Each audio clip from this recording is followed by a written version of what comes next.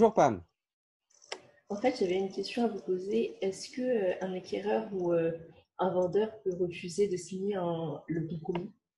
Oui, très bonne question. Alors, sur le principe, le vendeur, une fois il s'est engagé sur un engagement, il ne pourrait pas se rétracter. Mais dans les faits, c'est très difficile à prouver la date, il faut envoyer un recommandé. Donc, en fait, un vendeur est engagé vraiment que quand il a signé un compromis de vente. Avant, il y a toujours des vices de procédure, on ne peut pas prouver la date. Voilà. Et sinon, en fait, j'avais une autre question aussi.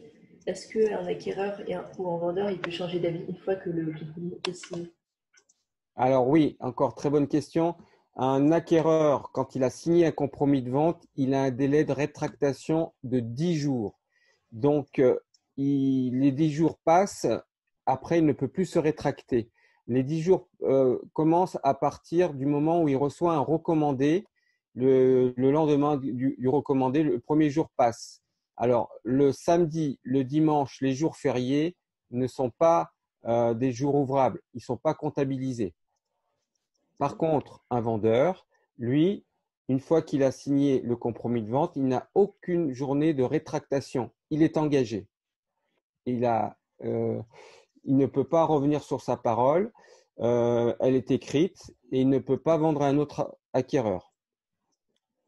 D'accord. Et si jamais il y a plusieurs, parce que lors d'un héritage, du coup, il y a plusieurs propriétaires souvent, est-ce qu'il y en a qui peuvent refuser de signer justement?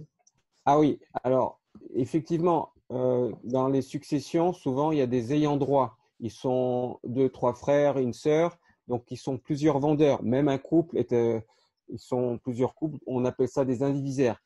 C'est la même chose, que vous soyez indivisaire, seul propriétaire ou ayant droit. Une fois que vous avez signé la promesse de vente ou le compromis de vente, vous êtes engagé. C'est comme une vente. Pour vous, vous pouvez rien faire. Si jamais vous vous désistez quand même, il y a une procédure qui se fait au tribunal et ça peut aller très, très loin. Et même les ayants droit entre eux peuvent porter plainte et contre des préjudices qu'un des ayants droit aurait changé d'avis. Donc, pour résumer, le vendeur ne peut jamais changer d'avis une fois qu'il s'est engagé à signer un compromis ou une promesse de vente. Voilà. D'accord. Bah, c'est bon à savoir. En tout cas, merci pour ces informations-là. Et je vous Oui. souhaite une bonne journée. Alors, je voulais vous rajouter une chose, c'est que euh, dans les promesses de vente et les compromis de vente, souvent il y a des annexes. Et si les annexes ne sont pas complètes, comme un règlement de copropriété, des AG, il manque un diagnostic, le délai de rétractation ne peut pas partir, il ne part que quand les annexes sont complètes. Alors, il est préférable de bien, le professionnel, de bien mettre toutes les annexes parce que le délai de rétractation démarque à partir du moment où il y a toutes les annexes en plus. Voilà. En tout cas, merci beaucoup encore une fois. Ben, Et je vous souhaite une bonne journée.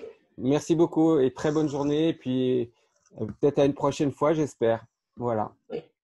Au revoir. Merci. Au revoir.